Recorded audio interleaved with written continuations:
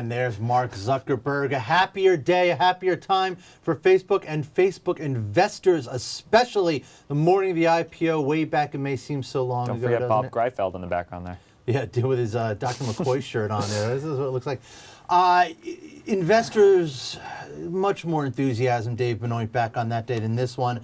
And the latest piece of news is one of those IPO investors that day, UBS, took a bath. Yes. And look, they want their money back. Yeah. So blaming NASDAQ, right? Yeah. So this is it's not necessarily as an investor. This is UBS working as a brokerage. Right. So essentially, what happened, and this had kind of been reported, but UBS came out with its quarterly report today and just took shots at NASDAQ. And what was the loss as the size of the loss? $356 million. Yeah. Just blows away. I mean, if you remember, NASDAQ is planning to reimburse all traders 62 million, right.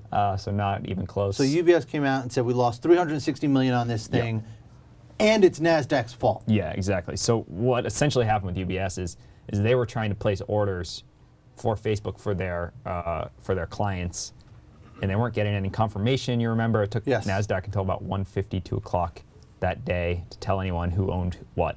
And UBS just kept hitting the button. Yeah. Thinking it wasn't working, but it was working. And they wound up laughing. It's not really funny. Yeah, I mean it's pretty stunning. Yeah.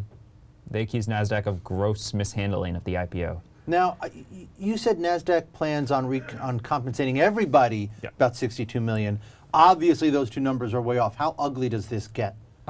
It's going to get pretty bad. Certainly, I mean, UBS pulled no punches today. There could be lawsuits. There have been other trading firms. Knight Capital is another one that took a pretty sizable loss. Though it sounds like Knight was at least said they appreciated kind of NASDAQ's further step. NASDAQ increased its original plan from 50 million to 62 million, and that seemed to appease Knight a little bit, but we're still not sure. UBS could certainly go to court here. What NASDAQ argues, it has very airtight legal defenses, so whether or not that works for UBS is unclear. I mean, certainly this is a blow to UBS, who was about the only top underwriter that actually didn't get on the deal, and then took a bath. Yeah, took a bath. How much longer does this continue to be a problem for NASDAQ? I would say until people stop complaining about it. Honest answer. Yeah, I mean, really, if there are lawsuits, this could take a long time. Whether or not their defenses are airtight, I mean, if they're getting sued left and right, it's going to raise questions for their stock. It's going to raise questions for their company. Well, it's going to raise questions for their business, how they do business, who's going to do business with them. More IPOs.